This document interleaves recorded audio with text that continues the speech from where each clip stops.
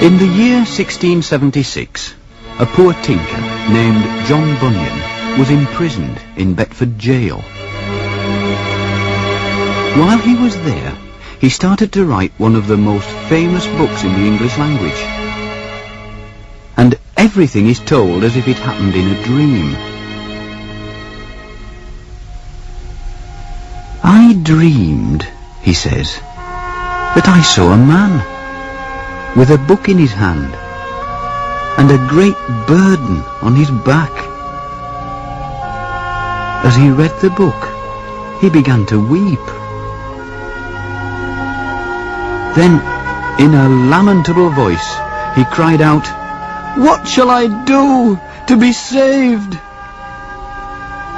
For he lived in the city of destruction, which he learnt from his book was doomed to be burnt with fire from heaven, and everyone who lived there would perish in the flames. So Christian, for that was his name, went home to talk to his wife and children. "Oh, my dear wife," he said, "and you, the children of my loins, I've tried to keep this from you as long as I could. But it says in this book we shall all come to ruin unless we find a way of escape."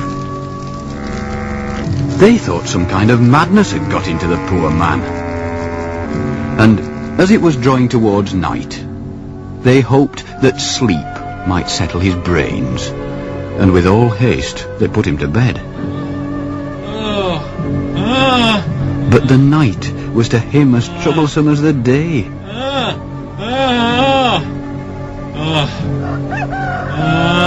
So, when morning was come, and they asked him how he was, he told them, "Worse, worse." His children were bewildered, his relatives incensed. They tried chiding him and deriding him. Finally, they thought it best to take no notice.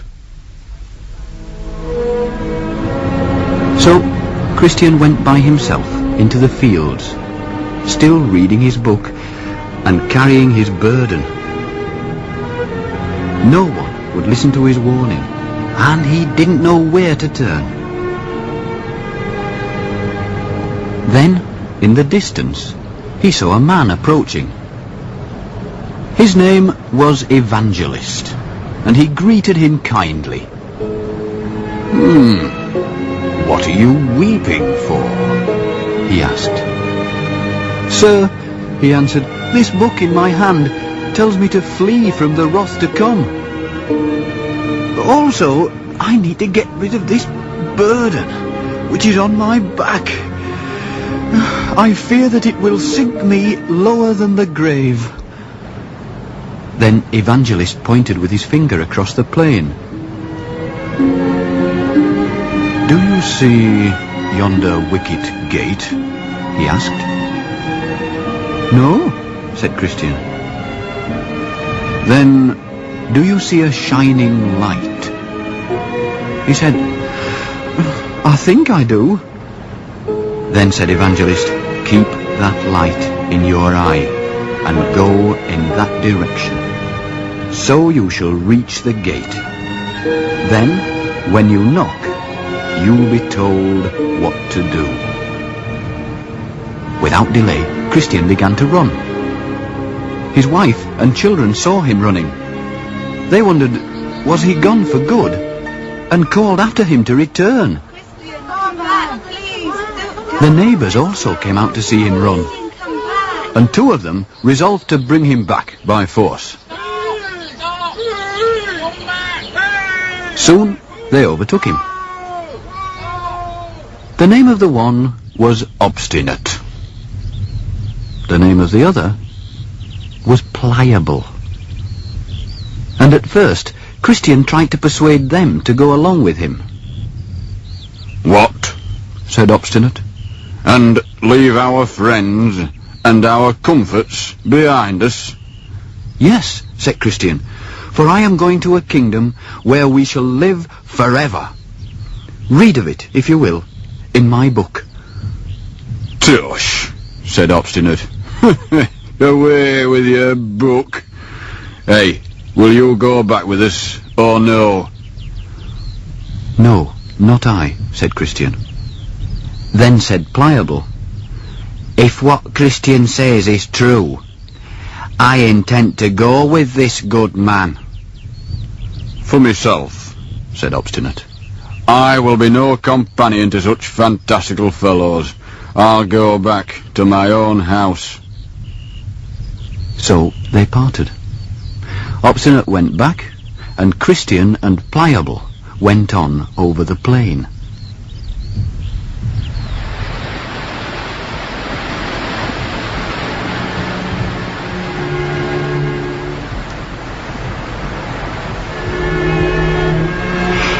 Tell me more, said Pliable, about the place to which we're going. There are crowns of glory to be given us, said Christian, and garments shining like the sun. And he who owns that place will wipe away all tears from our eyes. Oh, come then, my good companion, let us hurry, said Pliable. I can't go any faster, said Christian. I've got this heavy burden. As they were talking together, they had drawn near to a miry slough, which was called the Slough of Despond. It was a place where many travellers before them had been drowned. And, not looking where they were going, they both suddenly fell into the bog. Here they wallowed, grievously bedaubed with filth and scum. Nor did the weight of Christian's burden help him. Indeed, he was sinking fast. Pliable, being unburdened, managed in the end to scramble back, but he was very angry. Is this the happiness you promised me? He asked. If we have such trouble at the start, what may we expect at the finish? And he ran off home for a hot bath, leaving Christian to struggle on his own. He had quite given himself up for lost when he heard someone shouting to him from the further side. Ho! His name was Help. He told him there were stepping stones just below the surface of the mud, and he directed him to them. You see, that's the hazard of this place, he said. It so spews out its filth that at the changes of the weather, these steps are hardly seen. So Help gave him his hand and drew him out and set him upon firm ground again.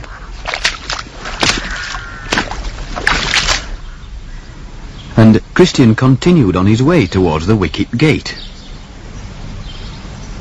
Although he didn't know it, more trouble awaited him. For a certain Mr. Worldly Wiseman was the next to meet him.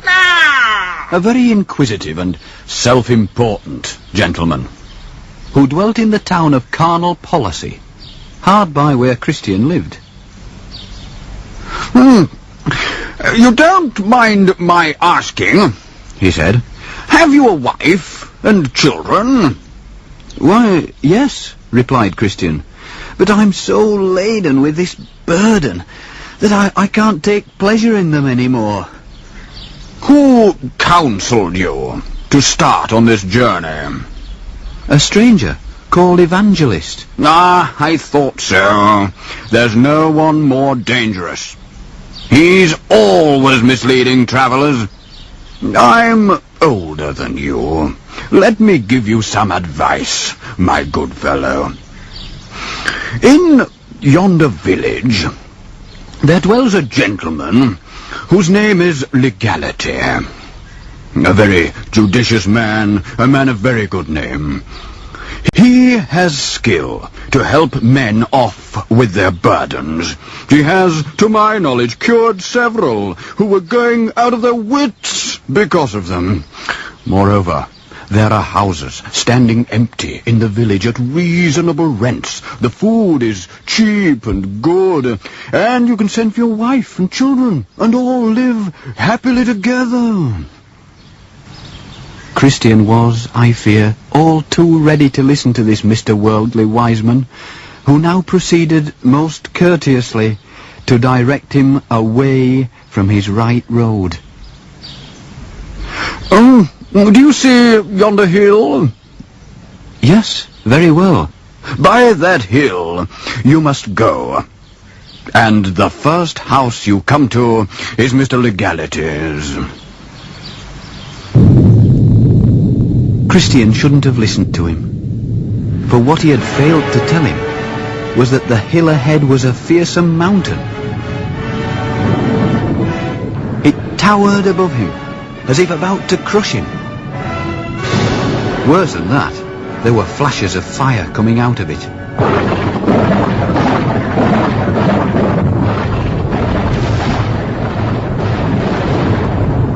And Christian, because of his burden, might easily have fallen, and thus early on his journey have been burnt to death, wherefore he did sweat and quake for fear. At that moment, who should appear but Evangelist, with a severe and dreadful countenance. "Aren't you the man I found weeping outside the city of destruction?" "Yes, dear sir, I am the man," said Christian, blushing for shame.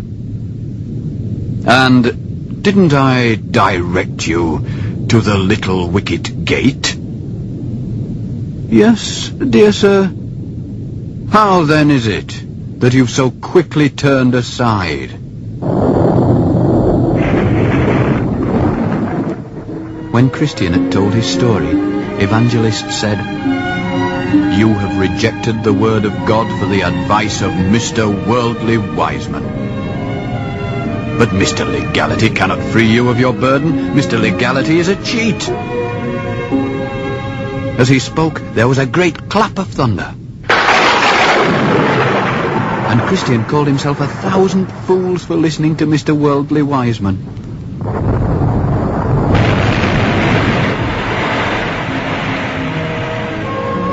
He turned back in haste, and went like one who all the while was treading on forbidden ground. He couldn't wait to regain the road he had abandoned. But would he ever reach it? He wasn't at all sure.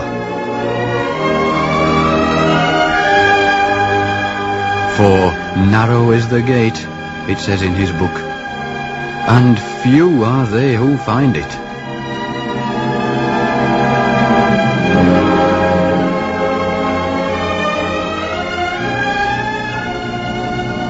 Next time, we shall tell of Christian's strange visit to the interpreter's house, and learn whether or not he discovers a way of ridding himself of his burden.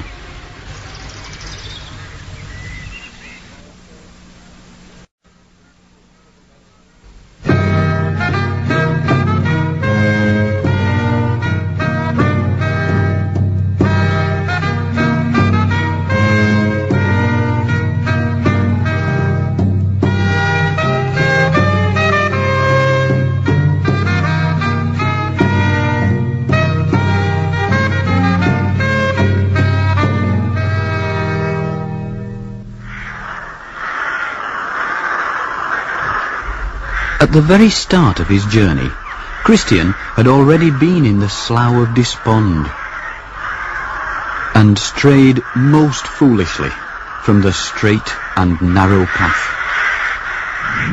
But he had been warned, just in time, by his friend Evangelist, that his right road lay through a distant wicket gate. As he was hurrying along, he came across 3 men, fast asleep, with fetters on their heels.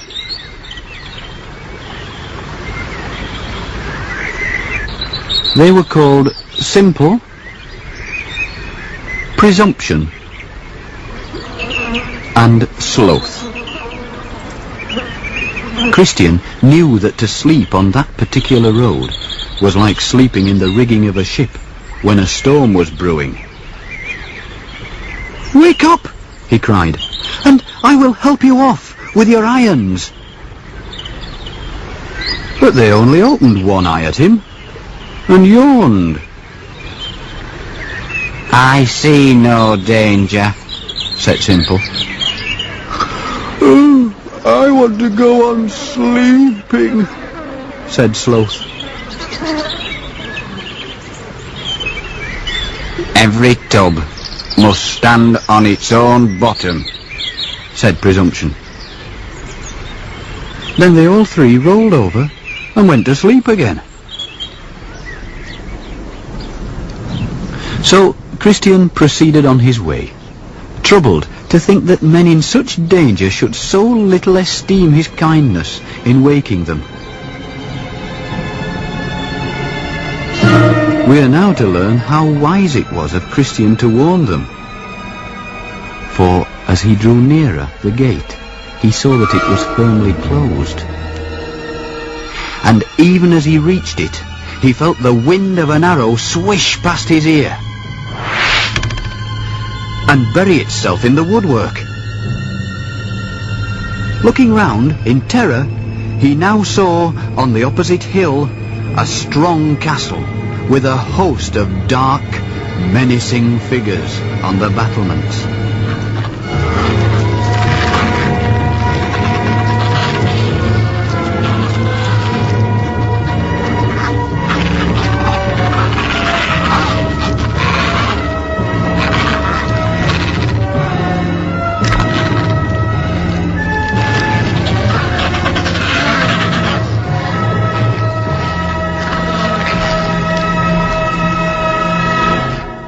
Christian didn't dally.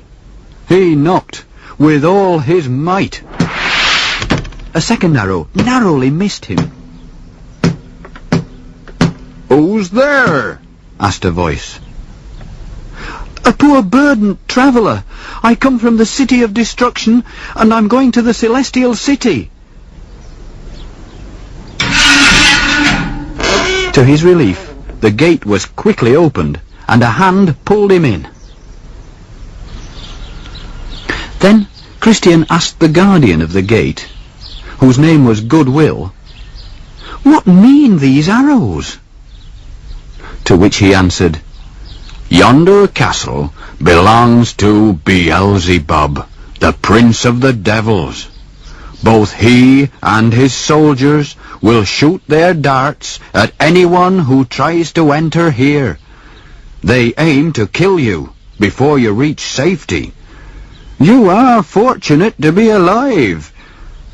"Oh, I tremble and rejoice," said Christian. "Why do you come alone?" "Because none of my neighbours, and none whom I encountered on the road, saw the danger.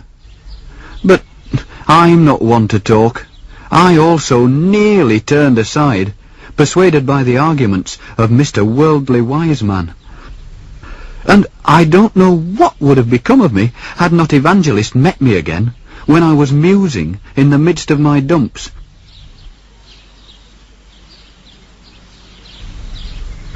And, truth to tell, I'm still much inconvenienced by this burden. I just can't seem, however hard I try, to get it off my back. Could you please help me off with it?" "No man can get it off for you," said Goodwill, "but keep to the straight and narrow path, and it will lead you to the place of deliverance." How long will that take?" Christian asked himself as he girded up his loins and plodded on his way.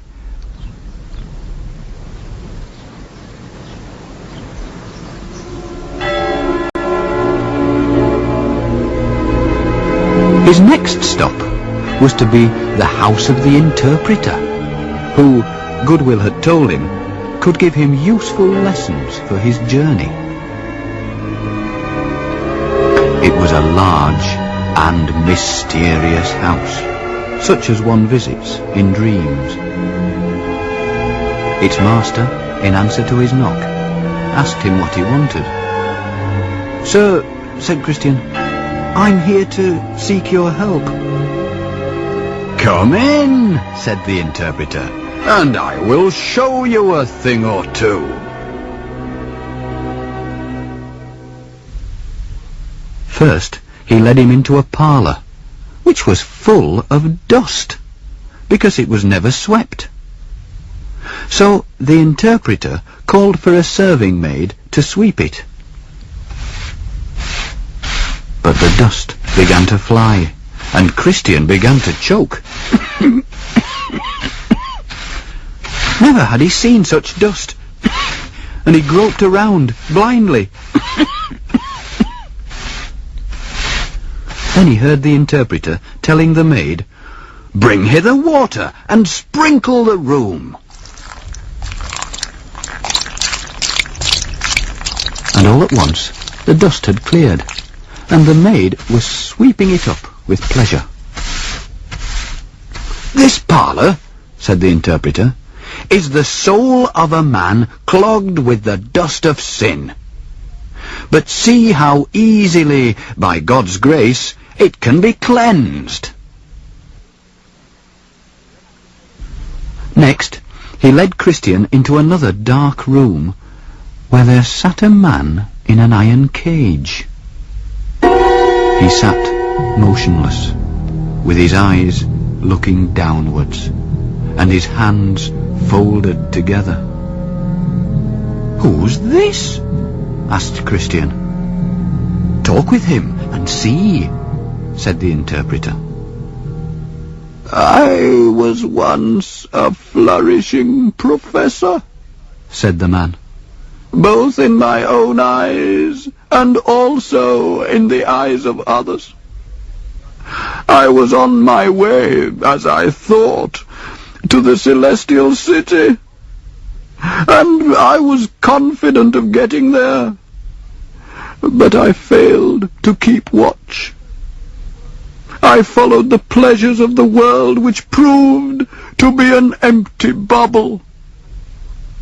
And now I'm shut up in this cage, a man of despair, who can't get out." No further explanations were given.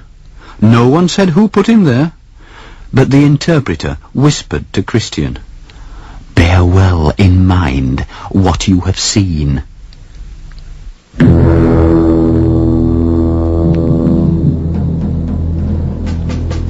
Finally, Christian was led to a gateway, like the one which he had lately entered. Beside it sat a man at a table, with a book and an inkhorn before him, to take the name of anyone who wished to pass through. But the gate was guarded by fierce men in armour, ready to do to any traveller what hurt and mischief they could. And though there stood a great company of people desirous of going in, they didn't dare.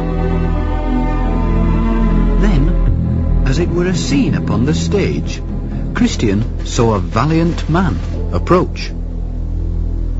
"Set down my name, sir," he said. That done, he drew his sword,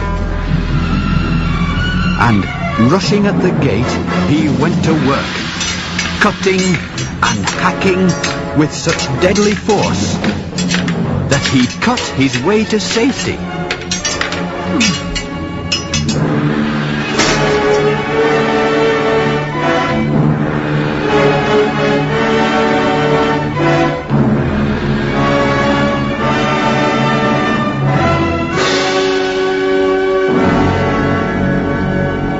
"I think I know the lesson of this," said Christian triumphantly, as he resumed his journey.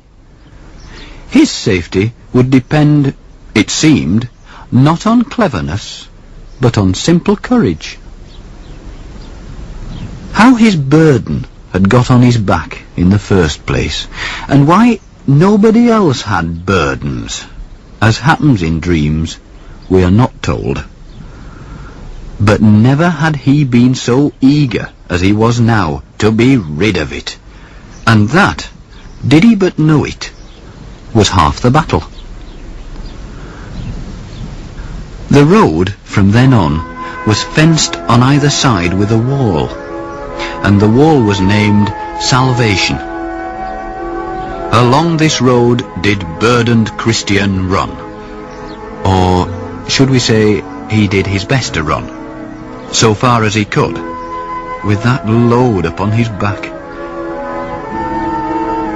At the foot of the hill he passed an open tomb. Then, up again, upon a little knoll, he found himself beneath a wayside cross. And as its shadow fell across him, so suddenly the burden, slipping from off his shoulders, fell from off his back. It tumbled down the hill. It tumbled into the mouth of the tomb. It was never seen again. Christian kept feeling behind his back. He couldn't believe it. It was very surprising to him. And as he stood there in amazement, behold, 3 shining ones appeared. The first one said, "Your soul is now swept clean of sin." The second stripped him of his mud-stained rags and gave him bright new clothes. The third one handed him a parchment. "Guard it carefully," he said, "and surrender it only when you have reached the gate of the celestial city." Great dangers lay ahead of him, but for the moment he was light as air. So Christian gave 3 leaps for joy and went on singing. Next time we shall tell how Christian has to climb the hill difficulty, and what great troubles are caused by his forgetfulness.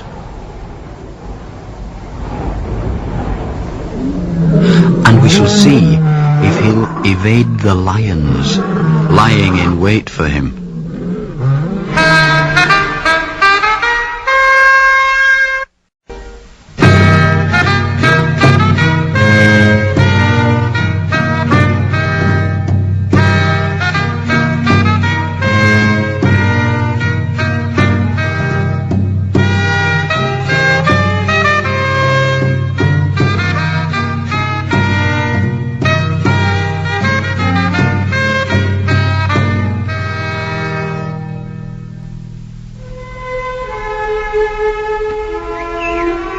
At the foot of a wayside cross, the burden, which had been such an encumbrance to Christian, had finally fallen from his back.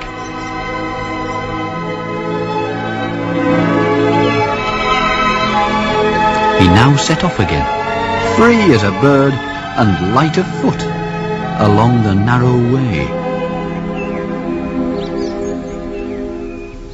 Suddenly, to the left of him, 2 strangers jumped over the wall and came at him apace. The name of the one was Formalist, and the name of the other, Hypocrisy. "Gentlemen," asked Christian, "where have you come from? And where are you going?" We were born in the land of vainglory, and are bound for the celestial city. "Then why did you jump over the wall, instead of coming through the wicket gate?" It's too roundabout a way, they said. Our countrymen always take this shortcut. They've been doing it for hundreds of years, so it can't be wrong. Christian was dismayed. "But it's breaking the rules of the journey." What's it matter how we did it, they said. If we're in, we're in. And they went on their way, laughing.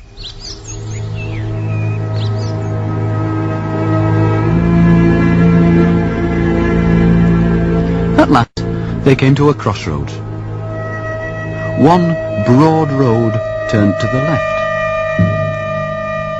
another broad road turned to the right,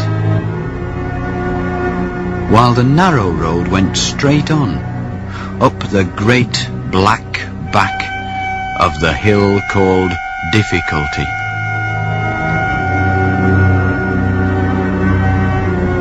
Which one would they choose? Formalist chose to go to the left, which led him into a dark wood. Did he but know it, the road was called Danger, and he lost his way forever. Hypocrisy chose to go to the right, which led him into rough ground full of holes and hummocks. Did he but know it, the road was called Destruction. Here he stumbled and fell and rose no more. Christian paused and drank at a spring to refresh himself. Then he started briskly, straight on, up the hill. But soon he was wondering, had he chosen wisely? For he went from running to walking, from walking to clambering, and now he was on his hands and knees because of the steepness of the place.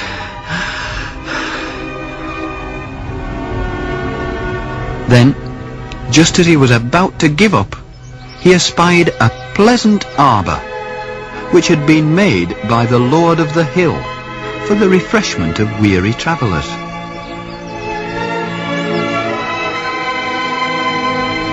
Here, in the deep grass, Christian gratefully lay down. He pulled out the parchment which the angel had given him and read it for his comfort. Then, in the drowsy warmth of the afternoon sun, he fell asleep.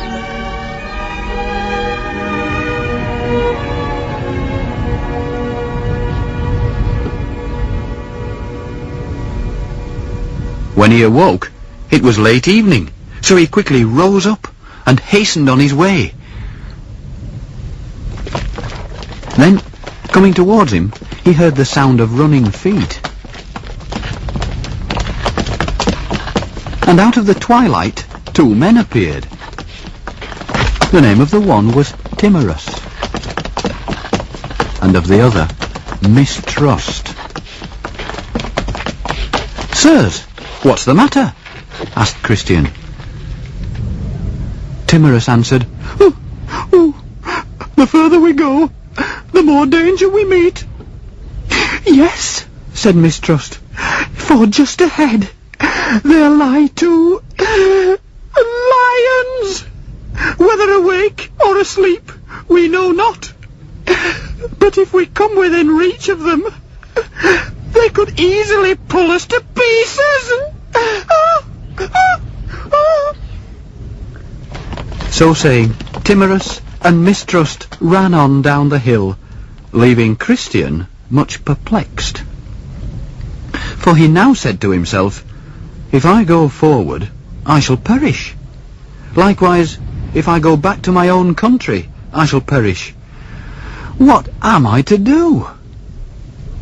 Then he remembered his parchment and felt for it under his coat. It had always been a help and comfort to him, but though he felt everywhere, he couldn't find it. He must have dropped it. And it should have been his passport, without which he couldn't enter the celestial city.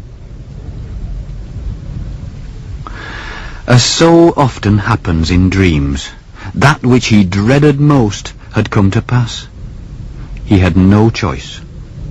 He must go back. So, sighing deeply, chiding himself for being such a fool, he retraced his steps, looking on this side and on that.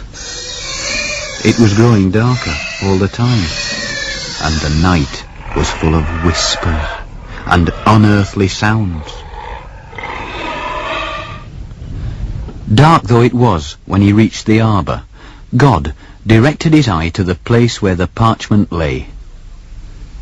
It must have slipped from him while he was asleep, and with great joy he picked it up.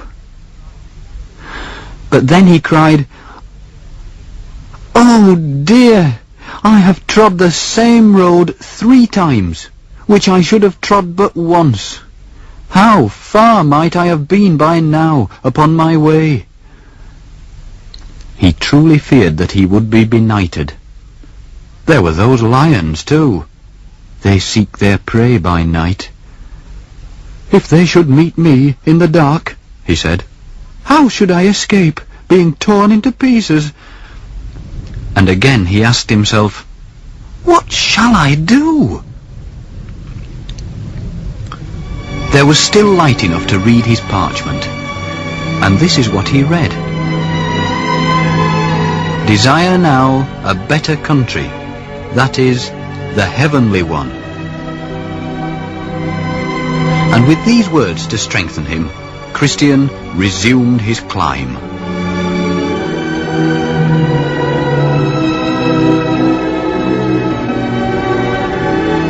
And lifting up his eyes, he saw against the sky the towers of a stately palace, the palace beautiful.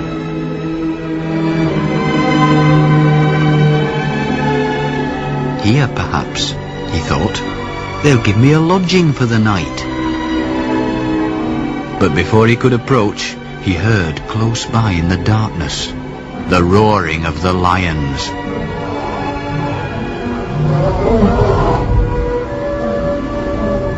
The only way forward was along a narrow passage, which was about a furlong from the porter's lodge. This, he knew, was the place from which Mistrust and Timorous had fled.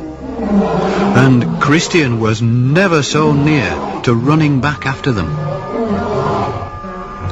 But the porter at the lodge, whose name was Watchful, perceiving now that Christian made a halt, cried out, "Fear not the lions! They're on long chains."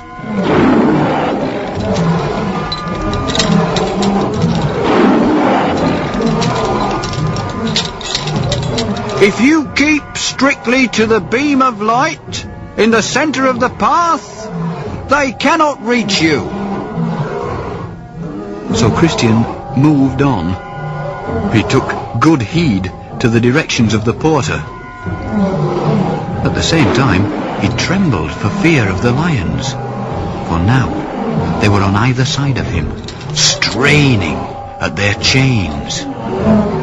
And how they roared And snapped at him, and how they tried to catch him by the foot. But Christian soldiered boldly on, and in another minute he was through and had reached the gate unharmed. Then, somewhat breathlessly, he asked the porter, "Sir, may I lodge here for the night?" "That depends on the nature of your business," he said, looking at him suspiciously. "For how does it happen that you come so late? The sun is set." When Christian had explained as best he could, the porter said, "Well, that's a sorry tale, to be sure. But I will summon one of the young ladies that lives here. If she likes your talk, she may let you in. Or, contrariwise, she may not." So, Watchful, the porter, rang the bell. And there appeared, at the sound of it, a grave and beautiful damsel called Discretion. She questioned him closely, asking him what he had seen and met with in the way, and he told her, and she smiled, though tears stood in her eyes.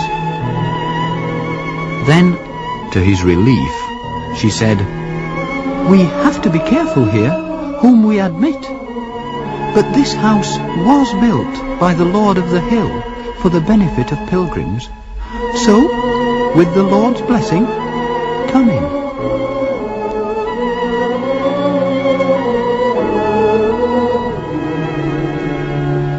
And Christian they laid in a large upper chamber, whose window opened towards the sun rising. And the name of the chamber was Peace. So, for a little while, Christian was safe. And much he needed to renew his strength, for on the morrow, though he knew it not, he had to fight with Apollyon.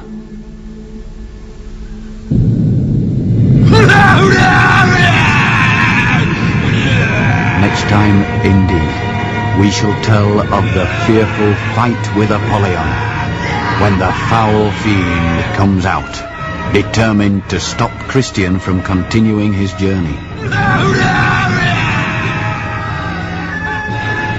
And we shall discover who is the winner of the contest.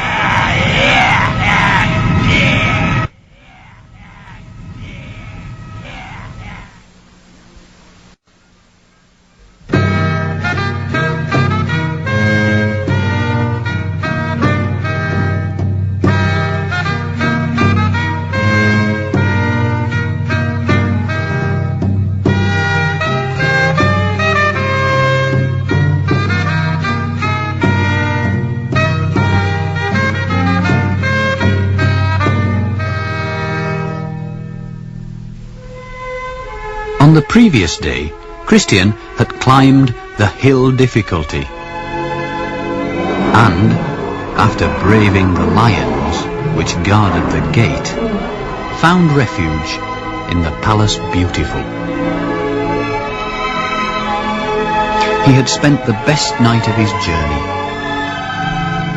and when morning was up, he was escorted to the roof by the 4 ladies of the house, whose names were Charity, Piety, Prudence, and Discretion. For they told him he should not depart till they had shown him the rarities of the place. "Look to the south," they said, and so he did, and saw in the distance the Delectable Mountains.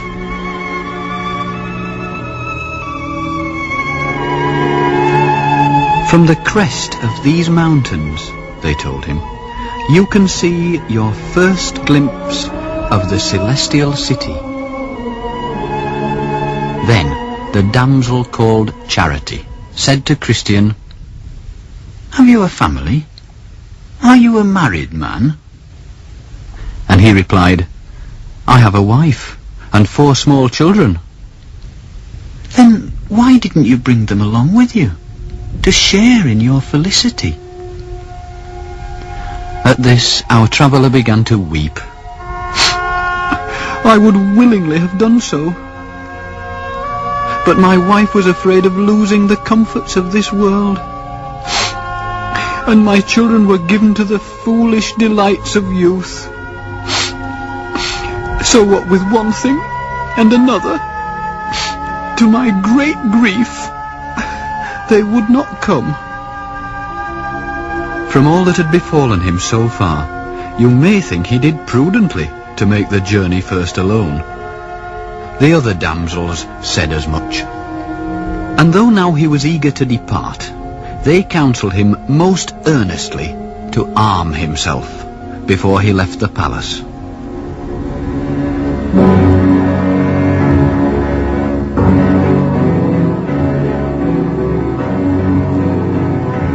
The armoury was full of curious weapons from the past. They showed him Moses' rod, and the jawbone of an ass, which Samson used against the Philistines, and the sling and stone, which David used to slay Goliath. And they fitted Christian out with the armour which their Lord provided for the use of travellers, that they might stand their ground when things were at their worst. First, the helmet and the breastplate that could save his life. Then the faithful shield, to fend off the fiery darts of the wicked. Then the trusty sword, that could cut through anything. Finally, his feet were shod with shoes that would never wear out. For he was setting forth, they said, not against human foes, but against the wiles of the devil. Thus, fully armed, did Christian hurry to the gate. Before he left, he asked the porter, had he noticed other travellers upon the road? There was one, said the porter. I asked him his name, and he told me it was Faithful. Good, said Christian. I know him well. He's my townsman, my near neighbour. He comes from the place where I was born. I will try to overtake him.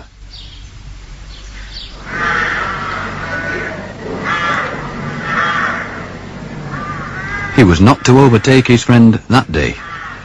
Instead, he found himself in a solitary valley called the Valley of Humiliation. Here, after he had stopped to partake of the bread and wine and raisins which the damsels had given him, he was feeling well enough content. All of a sudden, a darkness fell across the sun, and looking up, he saw, stalking towards him, the towering shape of a foul fiend. A monster, full 3 meters high. As happens in a dream, he recognized the fiend at once, and he knew his name. It was Apollyon. Terrified, he cast in his mind whether to go back or to stay firm. Then, considering that he'd no armour on his back, and to turn his back to his foe would give him the advantage, he resolved to stay firm. The fiend had now drawn very close. He had wings like a dragon. He had scales like a fish, and they are his pride. And out of his belly came fire and smoke. He looked upon Christian with a disdainful countenance. Where have you come from? He asked. I've come from the city of destruction, which is the place of all evil. Then I perceive you are one of my subjects. For I am the prince of that city. Why then are you running away from your prince? I was indeed born in your dominions, but I have given my allegiance to another, who is the king of princes. And to tell you the truth, I like his service better than yours. I am the enemy of this king. I hate his person, his laws, and his people. Give him the slip and work for me, and your wages shall be doubled. But Christian knew that this was not the way to save his life. "The wages that you give are not such as a man can live on. They are the wages of death."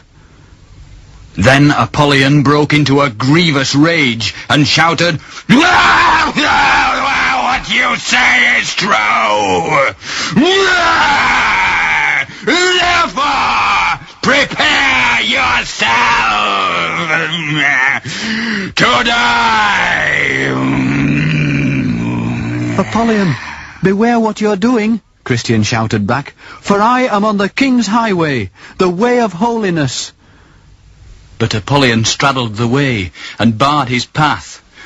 "I swear by my infernal den that you shall come no further.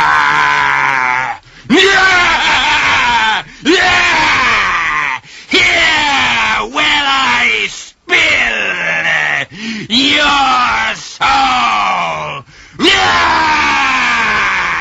And without more ado, he threw a flaming dart at him. Christian luckily caught it on his shield. Thereafter, though, the fiend's darts came thick and fast. And though he did all he could to avoid them, and in spite of his new armour, Christian was wounded in the head, the hand, the foot, and forced to yield ground. The combat lasted more than half a day. The woods re-echoed with the clash of arms.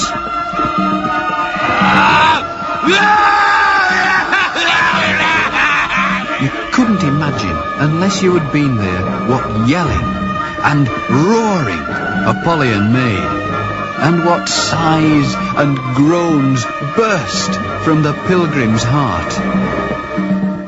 For you must know that, by reason of his wounds, Christian was growing weaker by the hour. Then Apollyon saw his chance and came in close. And, wrestling with Christian, gave him such a dreadful fall that his sword flew from his hand.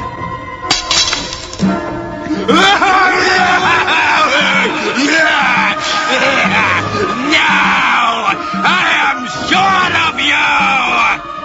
And kneeling on him as he lay helplessly upon his back, he pressed him near to death, then raised his arm to make an end of this good man. But at that moment, Christian cried, "Rejoice not yet against me, O mine enemy. When I fall, I shall arise." And Christian nimbly stretched his hand out for his sword, and caught it up, and ran Apollyon through. And with a hideous roar, as one that had received a mortal wound, the fiend drew back.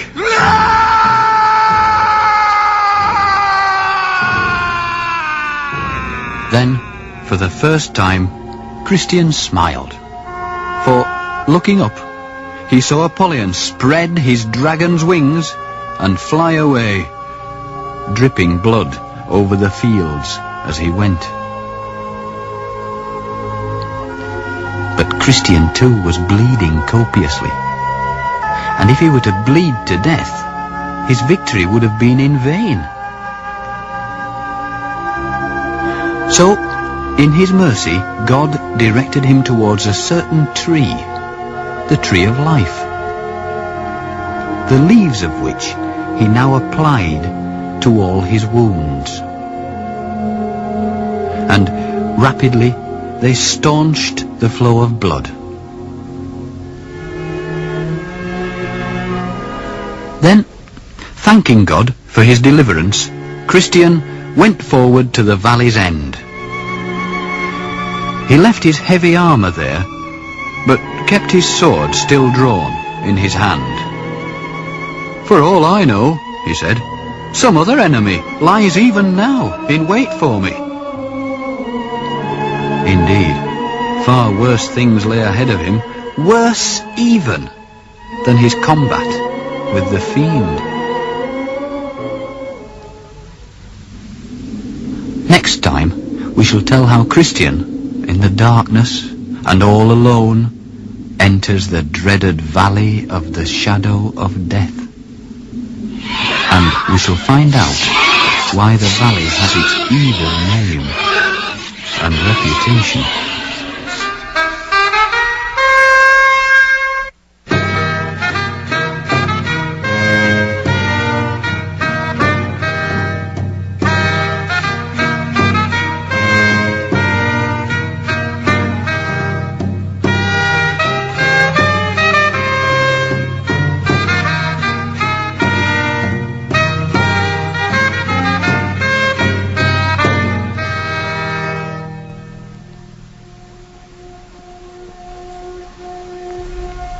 Christian, after the fearsome fight with Apollyon, when he might have died of his wounds, had found healing under the tree of life. But it was only a brief respite. For as he continued on his journey, he now had to enter the darkest valley he had yet encountered, a very lonely place, where there was no water. No one ever lived there, and its silence was the silence of the grave. Here, Christian was to be more sternly tested than even in his fight with Apollyon. It all started when two men suddenly ran out from behind some trees, shouting, "Back! Go back!" "Why? What's the matter?" asked Christian. "Matter?" said they. "Why, the valley itself.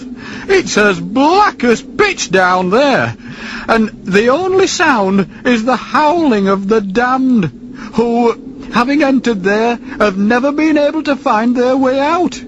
In a word, it's every whit dreadful and utterly without order. For, we'd have you know, this is none other than the valley of the shadow of death." "But," said Christian, "there is no other way to the celestial city." "It's not the way we're going," they said. "Quick, go on! On!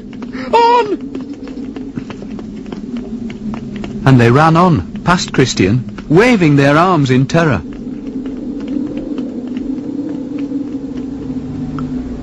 Christian, notwithstanding, went forward, sword in hand, feeling his way step by step, for the path was exceedingly narrow.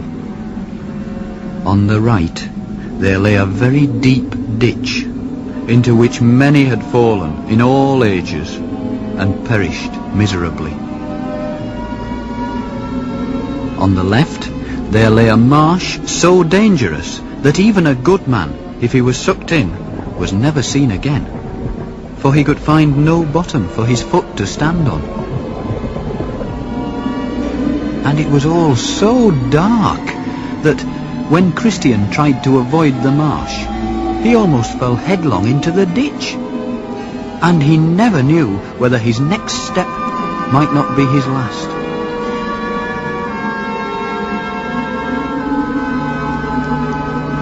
Then he saw ahead of him the light of a fire burning, and for a moment, as one does in dreams, he thought the worst was over. Some light to see by! This is better! But he was utterly mistaken.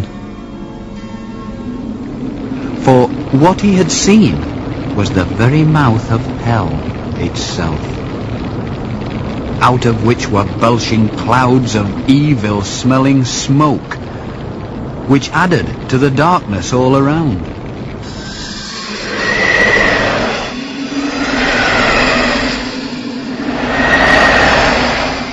And the air was full of doleful voices, and the rush of wings.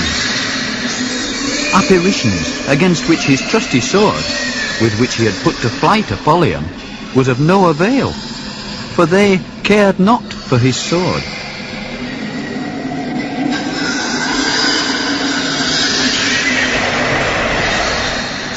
And sometimes they brushed against him with such force that he feared they would push him off the path, and he would drop into the depth of hell and be lost forever.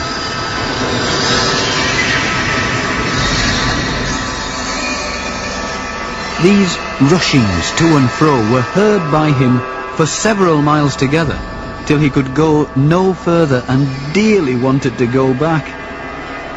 But then he thought, by now, he may be halfway through the valley, and the danger of going back may be as great as the danger of going forward. So he resolved to go on, and he shouted into the darkness with a vehement voice, "I will walk in the strength of the Lord God." And for a while, silence fell about him once again. But not for long. For now, one of the wicked ones came up behind him and started whispering many base suggestions in his ear. "Why don't you?" And Christian became so confused, he thought it was his own voice. And he neither knew who he was or where he was.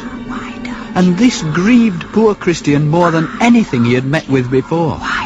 And he might easily have fallen on his sword and put an end to his misery. At that moment, he thought he heard the voice of a man going before him, saying, "Though I walk through the valley of the shadow of death, I will fear no evil, for thou art with me." Immediately, Christian took courage, and for 3 reasons.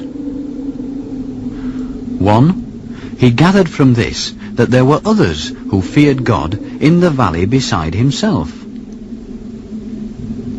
2, he perceived that God was with them, and if with them, why not with him?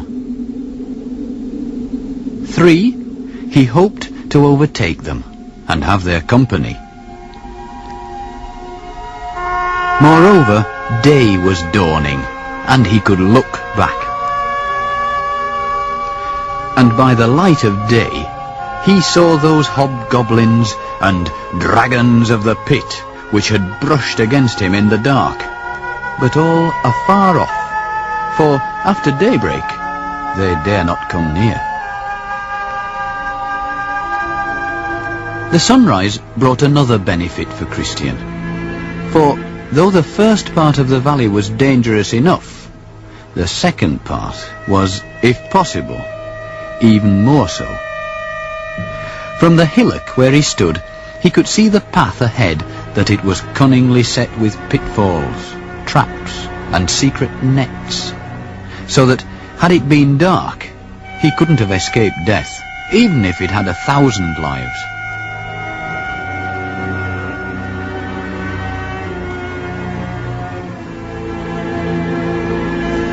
As it was, he once became entangled in a net, and only his trusty sword could free him. And twice a man-trap, snapping shut beneath him, almost caught his leg.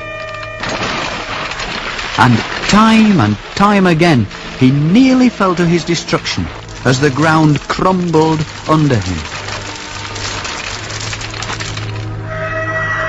Then, just when he believed he was out of the valley, he came across a grisly sight indeed.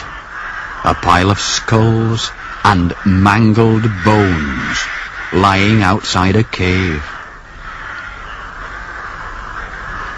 Even as he stopped to peer within, a sudden hand came out at him. It tried to seize him by the throat.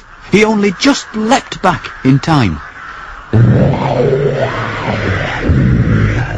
It seems that once 2 giants had lived there, both with a taste for Pilgrim's blood, but one had now been dead for many years.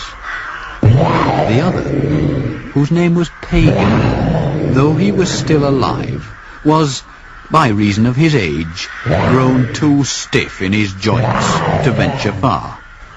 He could only bite his nails in frustration at the pilgrims passing by. So Christian came to no more harm, and hurried on his way. Then, on the path ahead of him, he saw a man running as if for his life. He recognized him as Faithful, his friend and neighbour, the same whom the porter at the palace had informed him of. "Ho there!" he shouted. "Wait till I catch you up!" But Faithful only ran the faster, crying, "There's an avenger at my heels! I'm running for my life!" He was still half crazy with fear after passing through the valley. In the end, Christian was able to reassure him, and soon they were walking most lovingly together, each telling the other his adventures on the way. So they made the hours pass easily, which might otherwise have been tedious. Faithful, it seemed, had escaped the slough, but met a wench, whose name was Wanton, who was nearly his undoing. Apollyon, though, he didn't have to fight. "How long, dear friend, did you stay in the City of Destruction?" Christian asked him, "before you set off after me?" "Till I could bear it no longer," Faithful said, "for the townsfolk were all mocking you for seeking to escape." Then, of a sudden, Faithful spied a man on the road ahead. "Who's that?" he cried, once more consumed with fear. But Christian said, "It's my good friend, Evangelist." And so it was. Evangelist had come, as was his wont, to warn them yet again. "Don't think you're out of gunshot of the devil, for, as the Gospel says, my sons, in order to enter the kingdom of heaven, you have to pass through many tribulations." He then pointed into the distance. "You will soon come to a town," he said. "You can see it there, before you. It is the town of Vanity. And in that town you will have enemies." And then he added, looking fixedly upon them both, "Therefore, commit your souls to God, and quit yourselves like men, for one of you will die a painful death." With that, Evangelist has suddenly departed, and Faithful and Christian were left wondering, which of us two did he mean? There was nothing for it but to go forward and find out.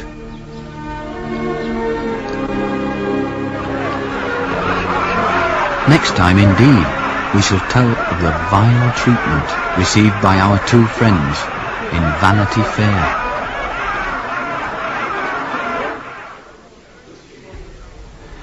And we shall learn which of them, standing trial before Lord Hategood, is condemned to die.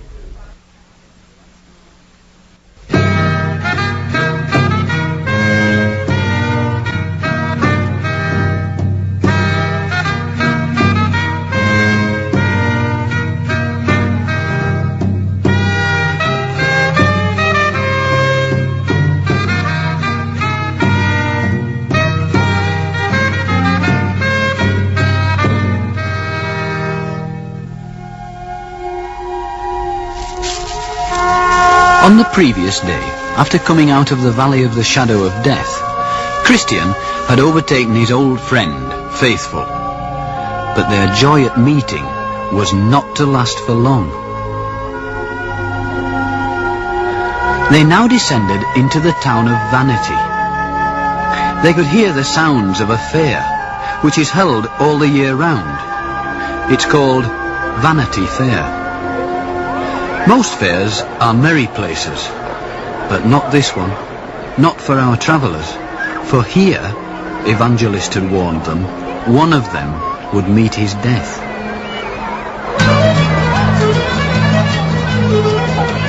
As in other fairs of less importance, the streets are named after different countries. There's the French Row, and the Italian Row, and the British Row, where the commodities of these countries are sold and promoted.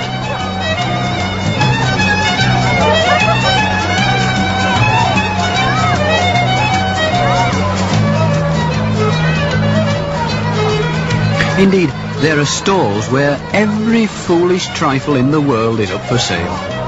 Knickknacks of gold and silver, baubles and bric-a-brac and precious stones.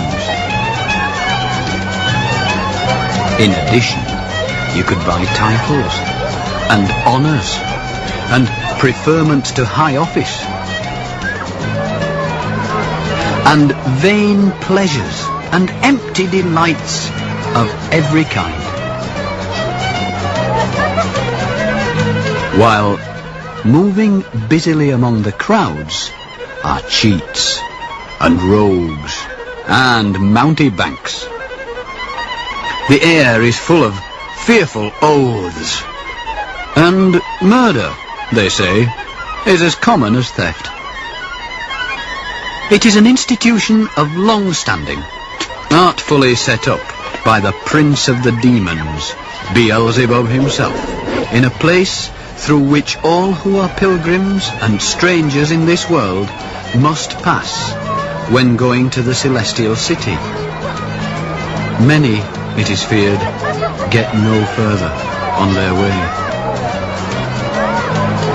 As to Christian and faithful, hoping they would pass unnoticed, they pulled their collars up around their faces.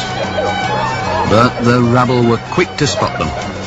First, they jeered at them for their outlandish clothes.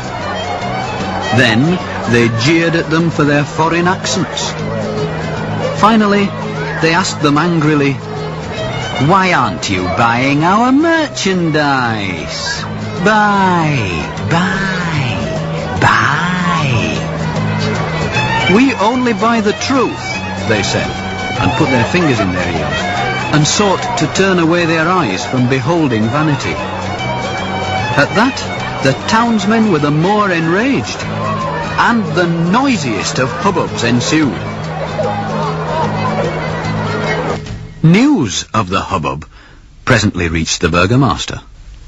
He took the pilgrims to be lunatics, and bade his officers arrest them as disturbers of the peace, and take their weapons from them. They were placed in a cage, with their feet in the stocks, as a public spectacle, and made the objects of any man's sport. For their part, they encouraged one another to trust in the Lord, and behaved themselves most wisely, giving the passers-by good words for bad.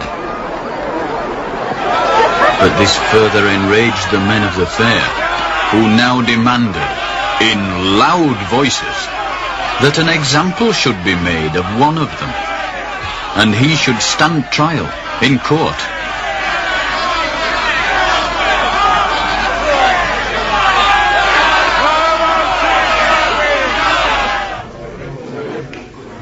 So a day was appointed, and the chosen prisoner was brought before the judge.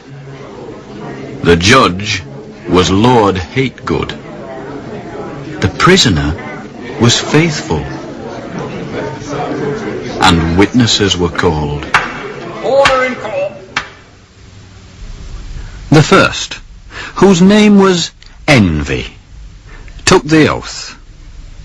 Then, pointing his finger at Faithful, he said, My lord, I have known this man, Faithful, for a long time. Which was a lie for a start. And notwithstanding his plausible name, he is one of the vilest persons in the country. Superstition was the second witness. For myself, he said, I have no great acquaintance with the prisoner, nor do I desire to know him further. For in my talk with him, he did condemn our laudable religion as a thing of naught.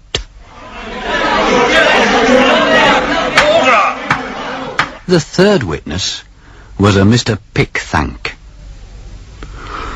My lord, he said, and you gentlemen all, I too have heard this fellow speak things that ought not to be spoke. He spoke contemptuously of our noble Prince Beelzebub, and of his honourable friends, Lord Luxury, Lord Lechery, and Sir Hevet Greedy. He also railed at you, my lord, who are appointed his judge. He called you, I regret to say, an ungodly villain. It was clear by now that Faithful had been singled out by all three witnesses for their attack. So the judge addressed himself to Faithful. You have heard, sirrah, he said coldly, how these honest gentlemen have witnessed against you. You are, beyond doubt, a vile runagate. Yet, in order that all men may see our gentleness towards you, let us hear what you have to say in your defense. I say then, said Faithful, that in my belief, your laws and religion are flat against the word of God. If you can prove me wrong, then I'm ready to recant. As to Mr. Pickthank's allegations, I abide by what I said. Your prince and his attendants, by this gentleman named, are fitter to be in hell than in this town. And so, the Lord have mercy on my soul. The judge, in summing up, quoted many learned instances to prove we know not what. Then he called on the jury, all lawful men and true, to consider their verdict. The foreman, Mr. Blindman, said, I clearly see this man to be a heretic. Away with such a fellow, said Mr. No-Good. Aye, said Mr. Malice, for I hate the very looks of him. A sorry scrub, said Mr. Highmind. Hang him! Hang him! said Mr. Heady.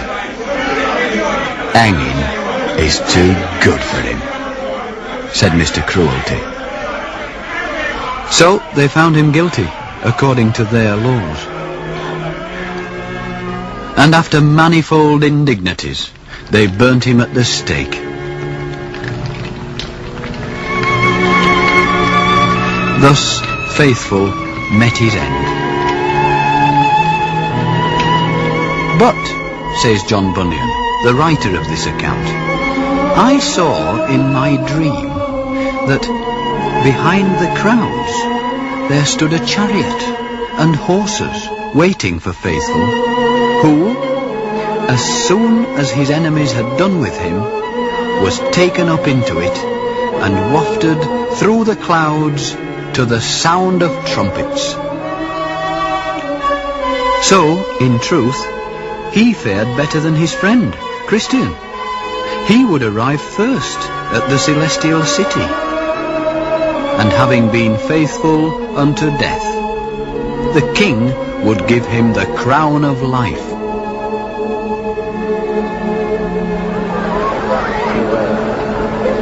Where, all this time, had Christian been? Well, one of the men of the fair, whose name was Hopeful, was much moved by the calm deportment of the pilgrims.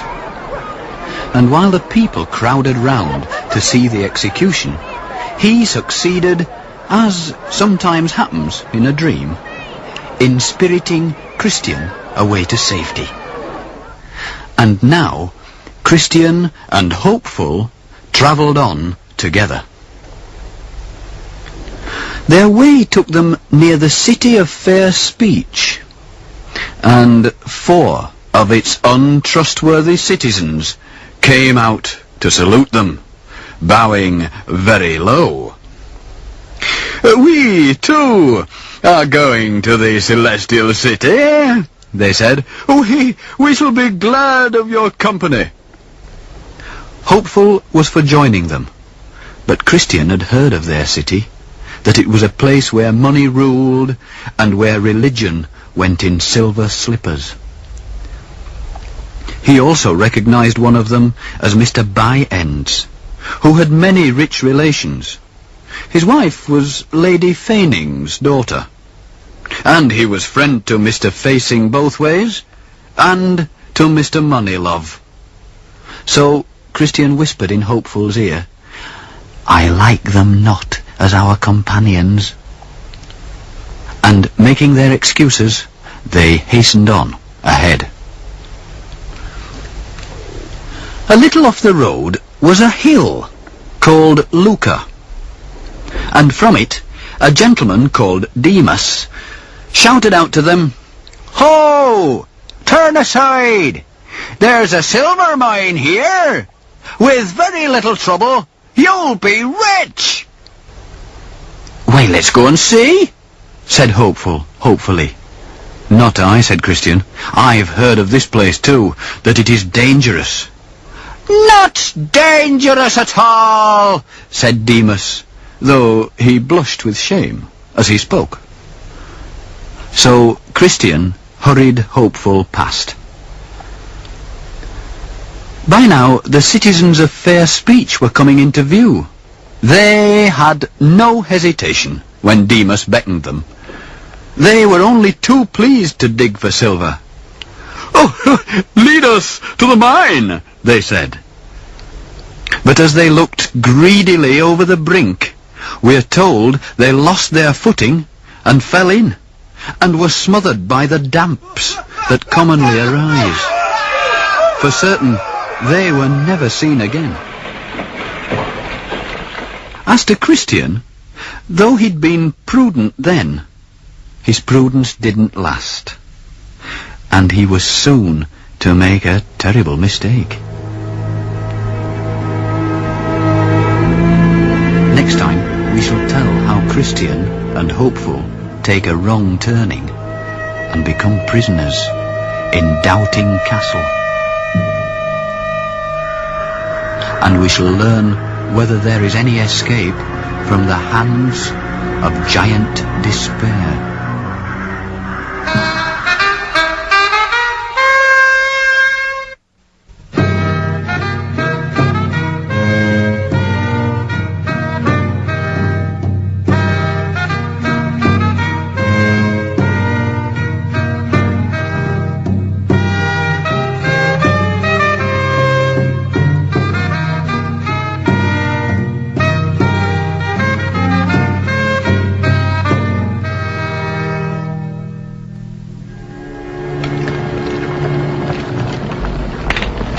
Faithful, after his noble death in Vanity Fair, had been taken up in a chariot and arrived first at the celestial city.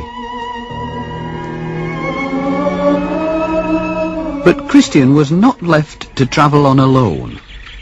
he now had Hopeful as his new companion, and he would soon be in dire need of him.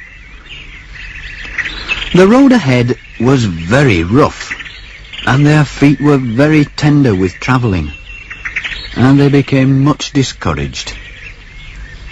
At this point, Christian espied a stile which led into a meadow, and seemed to be a short cut. "Here's better going," he said. "Come, good Hopeful, let's climb over it." What if it leads us out of our way?" asked Hopeful. "That's not likely," said Christian. "Look, there's another man walking ahead of us." So over the stile they went, and Christian was well pleased that the path was easier on his feet. But in leaving the road, he had made a terrible mistake. For soon night came on, and it grew very dark, and they'd completely lost sight of the pilgrim ahead. Did they but know it, his name was Vain Confidence. Suddenly, they heard in the darkness a shriek, followed by an eerie silence. "We'll go no further," said Hopeful in a whisper, clutching at Christian's arm. "I would have spoken up before, only you're older than I am." But even as they tried to turn back, it started to rain, and lighten, and thunder in a very dreadful manner. "Where are we now?" asked Hopeful, without hope. His companion didn't answer. He was completely lost, for the deluge had caused the waters to rise amain and wash away the path. They were even in great danger of being drowned, had they not found a narrow ledge with an overhanging rock. Here they sheltered as best they could, and waited for the dawn, and being tired out, they fell asleep.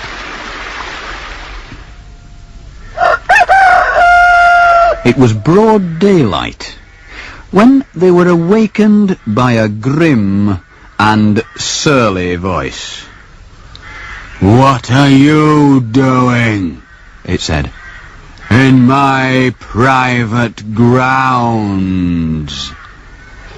Looking up, they saw before them the gloomy figure of Giant Despair, owner of Doubting Castle, out for his morning walk.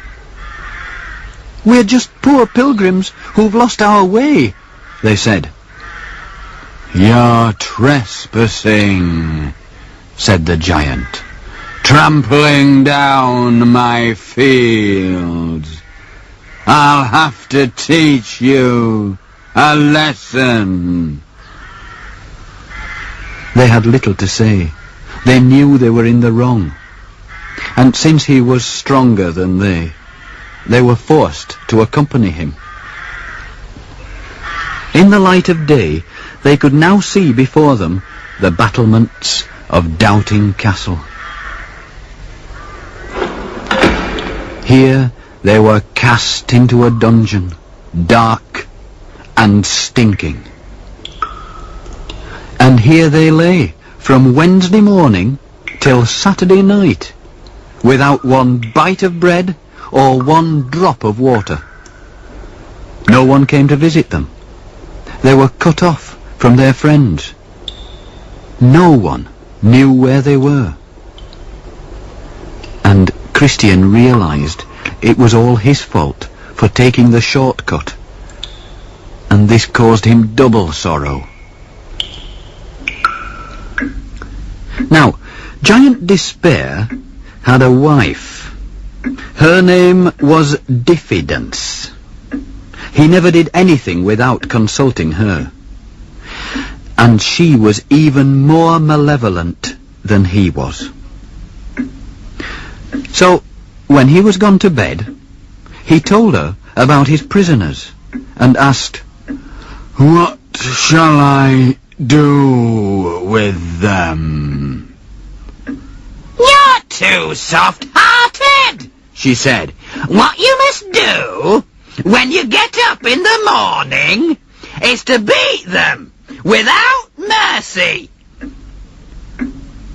So, in the morning, he cut himself a grievous cudgel from a crabapple tree in his garden. Then, railing upon his prisoners as if they were dogs, though they had never uttered a word against him, he beat them most fearfully, and left them helpless on the floor, to spend another day in sighs and lamentations. Next night, the giant was again talking to his wife in bed. "What? Are they still alive?" she said. "They've nothing left to live for. So, when you get up in the morning, you must tell them to make an end of themselves." Up he got, and went to them in a surly manner, as before. "Your only way out of this place," he said, "is by death. So why are you waiting? Make an end of yourselves."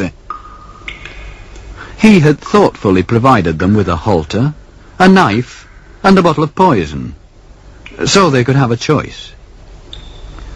When they respectfully declined, he looked upon them in a very ugly manner. He would doubtless have killed them himself, but that he fell into one of his fits. For the giant had a secret weakness. On dark and cloudy days, he was as strong as an ox. But in sunshiny weather, he fell into fits. They caused him to lose the use of his hand, and so for a time he had to withdraw. Then Christian and Hopeful discussed among themselves what they should do. "Perhaps the giant is right," said Christian. "Perhaps death would be better than the miserable life we lead." "Not everything," said Hopeful, "is in the hands of Giant Despair. Who knows but he may have another of his fits, and forget to lock us in. Why, let us not be our own murderers." In this way, Hopeful moderated the mind of his brother.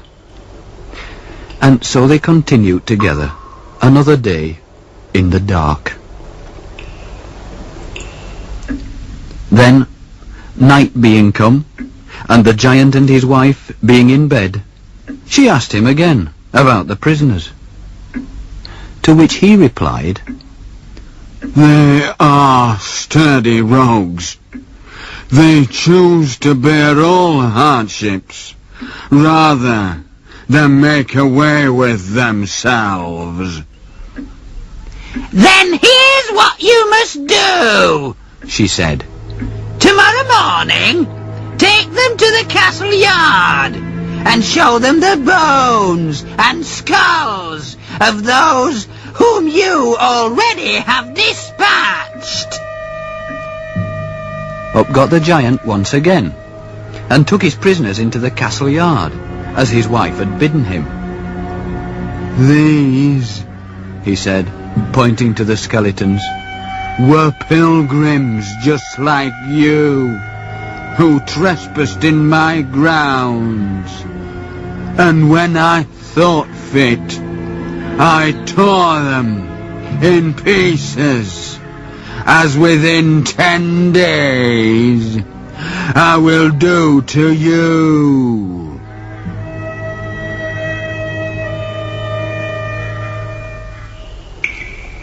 Back in their dungeon, Christian nearly swooned away, for now, through lack of food, and by reason of his stripes, he could hardly breathe. But Hopeful again encouraged him. "My brother," he said, "Apollyon couldn't crush you, nor the Valley of the Shadow of Death. And remember how you played the man in Vanity Fair. And don't forget, the old giant has wounded me as well as you. So let's bear up with patience and keep on praying. Then, as often happens in dreams, when things are desperate, Christian suddenly remembered. "I have in my pocket," he said, "an old key called Promise. It might just fit the lock." "Why, try it," said Hopeful. It was the middle of the night when Diffidence sat up in bed and roused her husband. "Perhaps," she said, "they have picklocks with them. That's why they live in hope." "Sayest thou so, my dear?" said the giant Despair. "I'll search them in the morning. That's time enough." Even now, Christian was trying the dungeon door with his key. The lock went damnable hard. Weak as he was, he had to work at it. But at last the key began to turn. There was a creaking and a groaning, and the door swung open, and in came the light of dawn.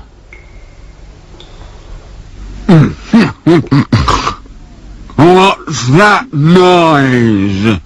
said the giant, waking with a start. "Better go and see, my dear," said his wife. Christian and Hopeful had run through the door, only to be confronted by a new obstacle, a heavy iron gate. "Wait, try the key again," said Hopeful. Christian tried it, and it worked. Then the giant was upon them. "Nothing can save us now," cried Christian. "All is lost." But no sooner had the giant come into the light of the sun than he had another of his fits. His limbs failed him. His legs gave way. And Christian and Hopeful were quickly out of the castle grounds and out of the giant's jurisdiction. At the place where they had gone astray, they now put up a notice. "Over this stile is the way to Doubting Castle. All trespassers will be destroyed. Take warning."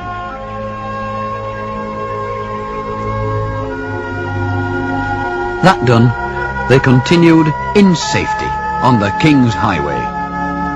But not, I fear, for very long. Next time, we shall tell how our friends ignore some good advice, and how the dark river lies between them and the celestial city. And we shall learn what fear possesses Christian, because he cannot swim.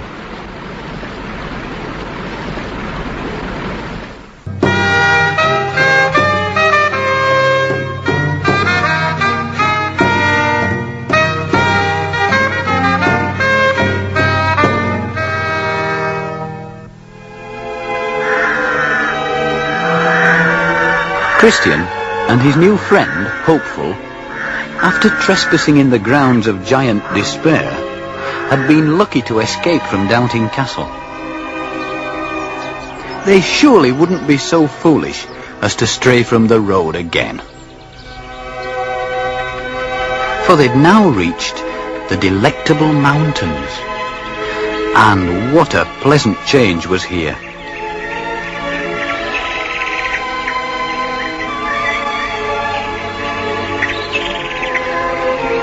After the squalor of the giant's prison, they were able to wash themselves in clear streams and to eat freely the fruit of the orchards.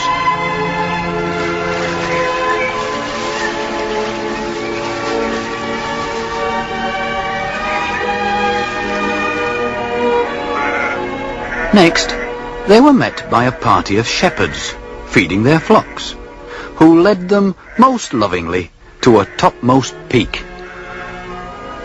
"From here," they said, "is your first glimpse of the celestial city, if you have the skill to look through our perspective glass." They looked and thought they saw what might have been a golden gate. And then, as they stood leaning on their staffs, the way that weary pilgrims do, the shepherds gave them these 2 warnings. 1. Beware of the flatterer. 2. Take heed of the enchanted ground. With that, they sent them on their way. Now, from a crooked lane ahead of them appeared a brisk young lad. His name was Ignorance. He'd set out that morning from the country of Conceit to walk to the celestial city. "Have you your parchment?" Christian asked. "Oh no, I shan't need that," said Ignorance. "I couldn't be expected to go all the way back for it." "But what have you got to show at the gate?" "Gentlemen, you are utter strangers to me. Be content to practice your religion, and I will practice mine. I'm sure all will be well." He clearly wouldn't listen to any advice, so they left the lad to follow on behind.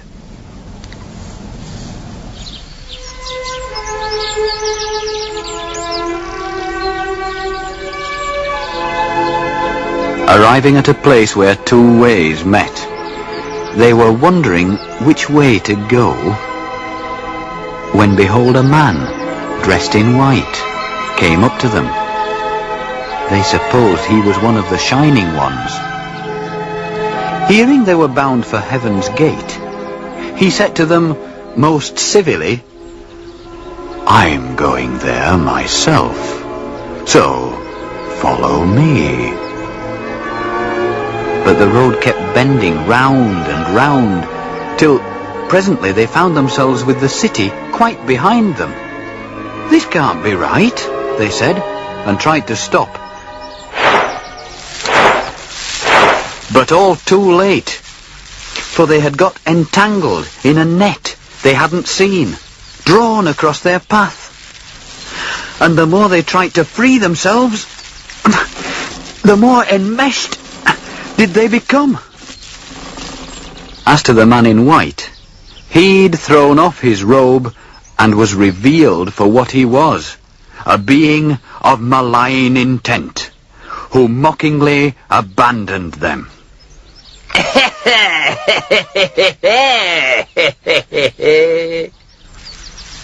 They might have languished there all day, had not a real Shining One appeared and cut the net and set them free. "Did no one warn you against the flatterer?" the angel asked. "The shepherds did," said Christian, "but we never thought that this fine-spoken man was he."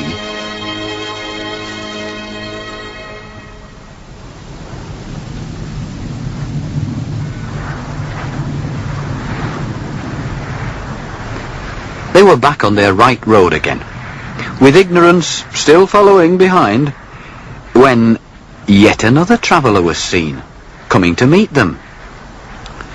His name was Atheist, and when he heard where they were going, he broke into loud laughter.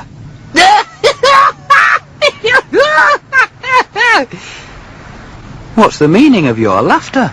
Christian asked. "I've been looking for this city," he remarked, "for 20 years. There's no such place. Heaven does not exist." So saying, he swept past them on his way.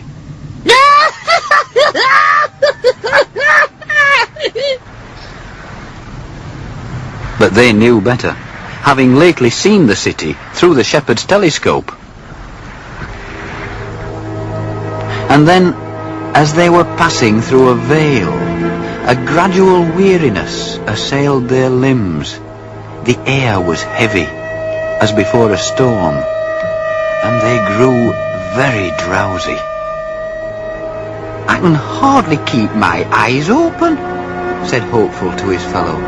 "Let's stop and take a nap, for sleep is sweet to the labouring man, and we may wake refreshed."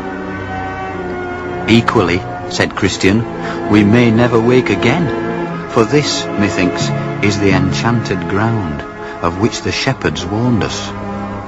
Poor Hopeful looked aghast at being so unwise. "Had I been here alone," he said, "I might have met my death."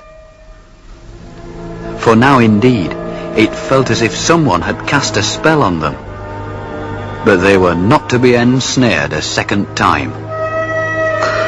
Oh, we'll keep ourselves awake by good discourse, said Christian, stifling a yawn. And, talking all the while, they forced their feet along, and so made their escape.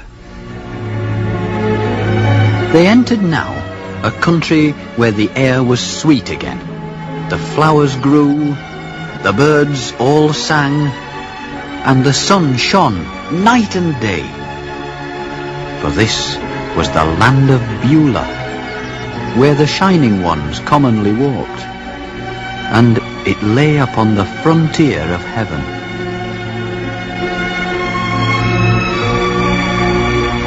There was a perfect view of the celestial city, a city founded higher than the clouds, its walls and towers shining in the sun, so dazzling that the pilgrims had to look at it through clouded glass, until their eyes grew more accustomed to the light.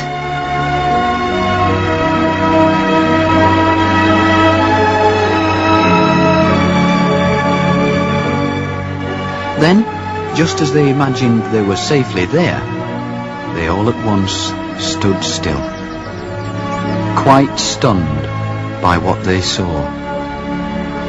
For between them and the city gate flowed a deep, dark river, over which a mist forever swirled. They looked to the left, and they looked to the right. But the men on the bank said, "You have to go through it. There is no bridge." It was a fearful moment, for Christian couldn't swim. Yet after coming all that way, he mustn't falter now. He stepped into the river, trembling, and immediately began to sink, and shouted to his good friend, "Hopeful! Hopeful! The waves are swallowing me up!" Hopeful tried to keep his head above water, but the river was so deep that Christian sank again. He was more frightened now than he had ever been, even in the Valley of the Shadow. A great darkness and horror fell upon him. For this was the river of death, and he feared he was drowning in it.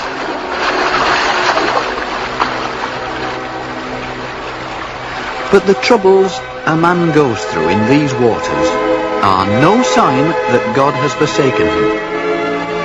And all at once, the sun was visible through the mist. The pilgrims felt new strength within themselves. The water became less deep. The ground was firmer underfoot.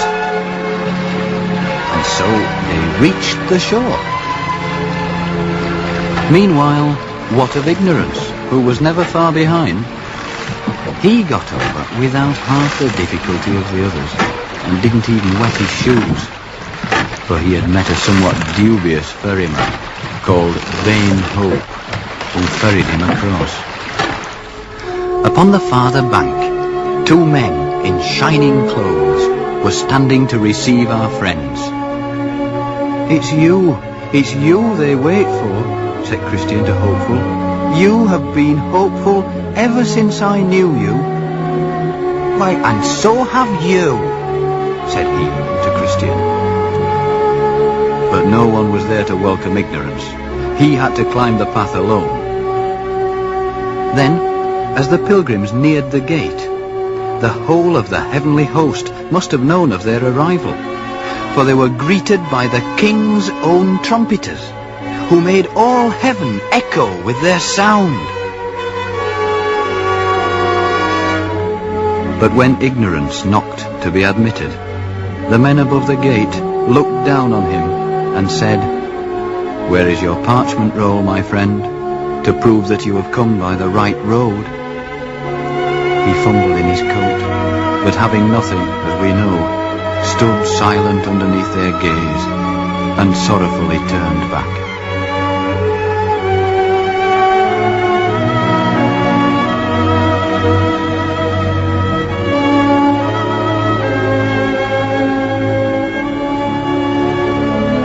The pilgrims, on the other hand, each had their parchments ready, and a voice cried out, "These pilgrims now are come from the city of destruction for the love they bear to the king of this place."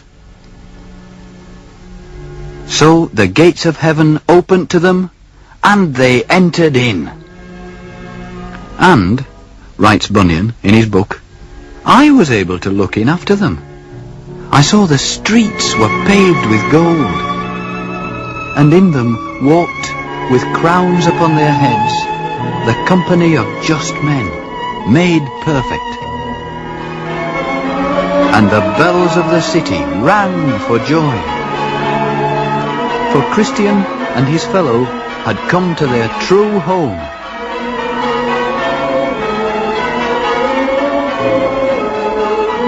And after that, they shut the gates, and I awoke, and behold, it was a dream.